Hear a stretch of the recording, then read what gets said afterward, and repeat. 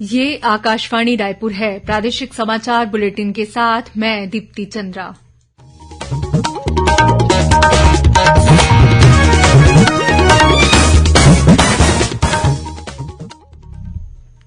और अब पेश हैं आज के मुख्य समाचार। भारतीय जनता पार्टी कल दंतेवाड़ा से परिवर्तन यात्रा शुरू करेगी। यात्रा की शुरूआत केंद्रीय गृह मंत्री अमित शाह करेंगे। अखिल भारतीय कांग्रेस कमेटी ने छत्तीसगढ़ विधानसभा चुनाव के लिए 4 नई समितियों का किया गठन। मुख्यमंत्री ने आज नगरी सिहावा के मुकुंदपुर में राम वन गमन पर्यटन परिपथ के तहत भगवान श्रीराम की भव्य मूर्ति और करीब 10 करोड़ रुपए की लागत के विभिन्न निर्माण कार्यों का किया लोकार्पण। और प्रदेश में अब बालिकाओं और महिलाओं से छेड़छाड़ तथा दुष्कर्म के आरोपियों को सरकारी नौकरी नहीं मिलेगी। सामान्य प्रशासन विभाग ने जारी किया आदेश।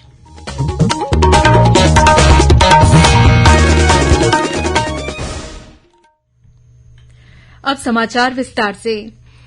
प्रदेश में आगामी विधानसभा चुनाव के मद्देनजर भारतीय जनता पार्टी कल 12 सितंबर को दंतेवाड़ा से परिवर्तन यात्रा शुरू करेगी। इस यात्रा की शुरूआत केंद्रीय गृह मंत्री अमित शाह करेंगे। वहीं यात्रा का नेतृत्व पार्टी के प्रदेश अध्यक्ष अरुण साव करेंगे।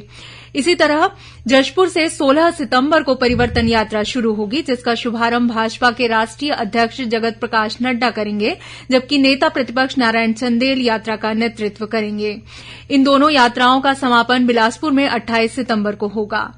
भाजपा प्रदेश प्रभारी ओम माथुर ने आज रायपुर स्थित प्रदेश भाजपा कार्यालय में परिवर्तन यात्रा रथ की विधिवत पूजा अर्चना कर दंतेवाड़ा के लिए रवाना किया।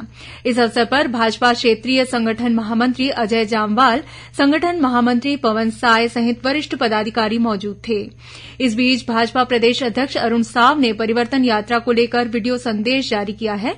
उन्होंने कहा है कि भारतीय जनता पार्टी छत्तीसगढ़ की तरक्की और खुशहाली के लिए परिवर्तन यात्रा निकाल रही है। गौरतलब है कि यह परिवर्तन यात्रा प्रदेश के विभिन्न मार्गों पर लगभग 3000 किलोमीटर की दूरी तय करेगी। दंतेवाड़ा से निकलने वाली परिवर्तन यात्रा 3 संभागों के 51 विधानसभा क्षेत्रों में पहुंचेगी। वहीं जशपुर से निकलने वाली यात्रा 2 संभागों के 39 विधानसभा क्षेत्रों में पहुंचेगी। इस दौरान हर दिन 6 स्वागत सभा और 3 छोटी सभाएं होंगी।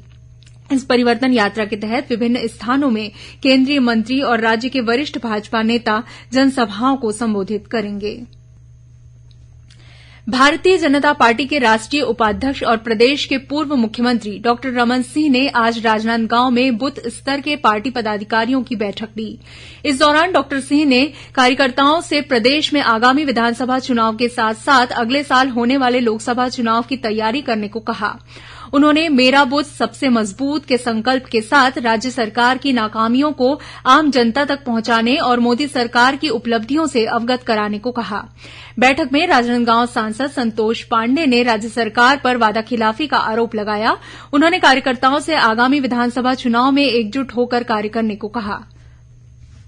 अखिल भारतीय कांग्रेस कमेटी ने छत्तीसगढ़ विधानसभा चुनाव के लिए कोर कमेटी सहित 4 नई समितियों का गठन किया है। इनमें चुनाव अभियान समिति, संचार समिति और प्रोटोकॉल समिति शामिल है। प्रदेश प्रभारी कुमारी सैलजा को कोर कमेटी का अध्यक्ष बनाया गया है। वहीं विधानसभा अध्यक्ष डॉक्टर चरणदास महंत को चुनाव अभियान समिति की जिम्मेदारी दी गई है। रविन्द्र चौबे को संचार समिति और अमरजीत भगत को प्रोटोकॉल समिति का अध्यक्ष नियुक्त किया गया है। मुख्यमंत्री भूपेश बघेल ने आज नगरी सिहावा के मुकुंदपुर में आयोजित समारोह में राम वन गमन पर्यटन परिपथ के तहत भगवान श्रीराम की भव्य मूर्ति और करीब 10 करोड़ रुपए की लागत के विभिन्न निर्माण कार्यों का लोकार्पण किया। साथ ही मुख्यमंत्री ने सिहावा कर्णेश्वर रामायण महोत्सव का भी शुभारंभ किया। इस मौके पर मुख्यमंत्री ने कहा कि कर्णेश्वर महादेव और कुलेश्वर महादेव की पुण्य भूमि से माघी पुन्नी मेले की शुरूआत होती है।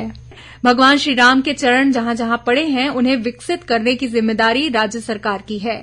धान खरीदी के मुद्दे पर श्री बघेल ने कहा कि कोई भी दिक्कत आए, राज्य सरकार हर स्थिति में किसानों से प्रति एकड़ 20 क्विंटल धान की खरीदी करेगी। प्रदेश में अब बालिकाओं और महिलाओं से छेड़छाड़ तथा दुष्कर्म के आरोपियों को सरकारी नौकरी नहीं मिलेगी।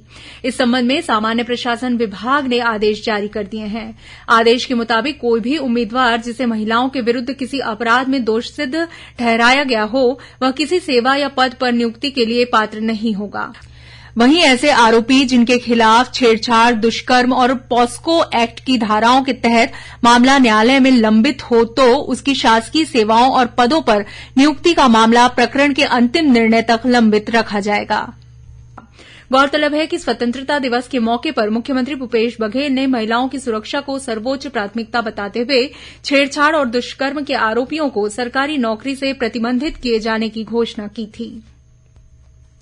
राज्य सरकार ने केन्द्र सरकार से धान खरीदी के लिए अनिवार्य किए गए बायोमेट्रिक सिस्टम को लागू नहीं किए जाने का अनुरोध किया है। खाद्य सचिव टोपेश्वर वर्मा ने केंद्रीय खाद्य सचिव को पत्र लिखकर प्रदेश में बायोमेट्रिक सिस्टम को लागू किए जाने के कारण किसानों को होने वाली कठिनाइयों का उल्लेख किया है। उन्होंने पत्र में लिखा है कि राज्य के बस्तर और सरगुजा क्षेत्र के दूरस्थ और पहाड़ी इलाकों में कई स्थानों पर इंटरनेट कनेक्टिविटी की सुविधा की कमी के कारण बायोमेट्रिक आधारित खाद्यान्न खरीदी लागू करने में दिक्कतें आएंगी। ऐसे में किसानों को समर्थन मूल्य पर धान और मक्का बेचने में परेशानियों का सामना करना पड़ेगा। प्रादेशिक समाचार आप आकाशवाणी रायपुर से सुन रहे हैं। छत्तीसगढ़ की खबरों से है आपका वास्ता और खबरों की विश्वसनीयता से है हमारा वास्ता। आकाशवाणी समाचार रायपुर के प्रादेशिक समाचार बुलेटिन के साथ ही हमारे समसामयिक कार्यक्रम आप रेडियो के अलावा अपने मोबाइल पर भी सुन सकते हैं। आकाशवाणी समाचार फेसबुक, ट्विटर और यूट्यूब पर भी उपलब्ध है। हमारा Facebook page Chhattisgarh news on AIR, Twitter handle CGAIR news और हमारा यूट्यूब चैनल है छत्तीसगढ़ AIR न्यूज। तो अब रेडियो के साथ ही आपके मोबाइल के जरिए भी हम पहुंच रहे हैं आप तक। छत्तीसगढ़ की हर खबर के लिए सुनते रहिए आकाशवाणी समाचार। और अब आगे बढ़ते हैं बाकी के समाचारों की ओर। राष्ट्रीय राजमार्ग के लिए अधिग्रहित किसानों की भूमि का मुआवजा नहीं दिए जाने के विरोध में कोरबा जिले के ग्राम पाली मुनगाडीह राष्ट्रीय राजमार्ग पर स्थानीय ग्रामीणों और किसानों ने आज चक्काजाम कर विरोध प्रदर्शन किया। चक्काजाम के कारण बिलासपुर पाली मार्ग पर आवागमन कई घंटों तक प्रभावित रहा। मौके पर पुलिस प्रशासन की टीम मौजूद रही। वहीं साउथ ईस्टर्न कोल फील्ड्स लिमिटेड SECL की विभिन्न परियोजनाओं से प्रभावित भू विस्थापितों की विभिन्न मांगों को लेकर मार्क्सवादी कम्युनिस्ट पार्टी की किसान सभा ने आज से कोरबा जिले के कुसमुंडा में आर्थिक नाकेबंदी शुरू कर दी है। इस आंदोलन में क्षेत्र के 50 से अधिक गांवों के भू विस्थापित शामिल हैं। राज्यपाल और कुलाधिपति विश्वभूषण हरिचंदन ने डॉक्टर रामरण विजय सिंह को दाऊ वासुदेव चंद्राकर कामधेनु विश्वविद्यालय का कुलपति नियुक्त किया है। इस संबंध में आदेश जारी कर दिए गए हैं। डॉक्टर सिंह का कार्यकाल, उपलब्धियां तथा सेवा शर्तें विश्वविद्यालय अधिनियम और परिनियम में निहित प्रावधान के अनुसार होगी। आकाशवाणी केन्द्र रायपुर की ओर से G20 के अंतर्गत कल शाम जगदलपुर के श्यामा प्रसाद मुखर्जी सभागार में लोक संगीत संध्या लोक सुधा का आयोजन किया गया। इस कार्यक्रम में पद्मश्री डॉक्टर राधेश्याम बारले और उनकी टीम ने पंथी लोकगीत और नृत्य की प्रस्तुति दी। इसके अलावा प्रकाश यादव ने राई लोकगीत, आलिक राम ने सरगुजिया लोकगीत और दसरू राम तथा उनकी टीम ने गोंडी लोकगीत और लोक नृत्य का शानदार प्रदर्शन किया। इस अवसर पर आकाशवाणी के अधिकारियों और कर्मचारियों के अलावा बड़ी संख्या में संगीत प्रेमी उपस्थित थे। आदिवासी लोक कला अकादमी के तत्वाधान में आयोजित लौह शिल्प कार्यशाला आज से राजधानी रायपुर के महंत घासीदास संग्रहालय परिसर में शुरू हो गई है। लौह शिल्प को घड़वा कला के नाम से भी जाना जाता है। आदिवासी लोक कला अकादमी के अध्यक्ष नवल शुक्ल ने बताया कि 21 सितंबर तक चलने वाली इस कार्यशाला में बस्तर क्षेत्र के कई कलाकार अपनी कला का प्रदर्शन कर रहे हैं। इनमें कोंडागांव से फुलसिंह बेसरा, नरेंद्र बेसरा, पीलू बघेल, मोहन नेताम और सिकंदर बघेल शामिल हैं। इनके अलावा खोरखेसा से गणेश कश्यप, करणपुर से टेडूराम बघेल और बरंगई से जयराम नाग और विश्राम नाग अपनी कला का प्रदर्शन करेंगे। और अब पेश है मौसम का हाल। प्रदेश के दक्षिण भाग में कल कुछ स्थानों पर हल्की से मध्यम वर्षा होने की संभावना है। मौसम विभाग ने राज्य के 1-2 स्थानों पर गरज चमक के साथ वज्रपात होने की भी चेतावनी दी है। और अब कुछ खबरें संक्षेप में। वन, वन्य प्राणी और पर्यावरण की रक्षा करते हुए अपने प्राणों की आहुति देने वाले शहीद वनकर्मियों की स्मृति में आज 11 सितंबर को वन शहीद दिवस मनाया गया। इस अवसर पर वन मंत्री मोहम्मद अकबर ने रायपुर के राजीव स्मृति वन में स्थित वन शहीद स्मारक में पुष्प चक्र अर्पित कर शहीद वनकर्मियों को श्रद्धांजलि अर्पित की। संस्कृत विद्यालयों के शिक्षकों का प्रदेश स्तरीय 5 दिवसीय प्रशिक्षण शिविर आज से राजधानी रायपुर में शुरू हो गया है। शिविर का उद्घाटन योग आयोग के अध्यक्ष ज्ञानेश शर्मा ने किया। नवा रायपुर में इस वर्ष 17 दिसंबर को ग्रेट छत्तीसगढ़ मैराथन का आयोजन किया जाएगा। इसके लिए आज से पंजीयन शुरू हो गया है। कोंडागांव पुलिस ने पपीता और केले के पौधों की फसल से लाखों रुपए का फायदा होने का झांसा देकर एक किसान से करीब 6 लाख रुपए की ठगी करने के आरोपी 4 अंतर्राज्यीय ठगों को गिरफ्तार किया है। बलौदाबाजार जिले के ग्राम पौसरी में स्कूली बच्चों के लिए खिलौना संग्रहालय तैयार किया गया है। इसका शुभारंभ पाठ्य पुस्तक निगम के अध्यक्ष शैलेश नितिन त्रिवेदी ने किया। और राजनांदगांव जिले में भारतीय बौद्ध महासभा डोंगरगांव शाखा परिक्षेत्र के ग्राम हांडी टोला बौद्ध विहार में आगामी 13 अक्टूबर से 3 दिवसीय राज्य स्तरीय संविधान मेला का आयोजन किया जाएगा। अंत में मुख्य समाचार एक बार फिर। भारतीय जनता पार्टी कल दंतेवाड़ा से परिवर्तन यात्रा शुरू करेगी। यात्रा की शुरूआत केंद्रीय गृह मंत्री अमित शाह करेंगे।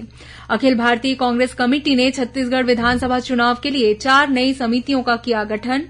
मुख्यमंत्री ने आज नगरी सिहावा के मुकुंदपुर में राम वन गमन पर्यटन परिपथ के तहत भगवान श्रीराम की भव्य मूर्ति और करीब 10 करोड़ रुपए की लागत के विभिन्न निर्माण कार्यों का किया लोकार्पण। और प्रदेश में अब बालिकाओं और महिलाओं से छेड़छाड़ तथा दुष्कर्म के आरोपियों को सरकारी नौकरी नहीं मिलेगी। सामान्य प्रशासन विभाग ने जारी किया आदेश। इसी के साथ प्रादेशिक समाचार बुलेटिन समाप्त हुआ। नमस्कार।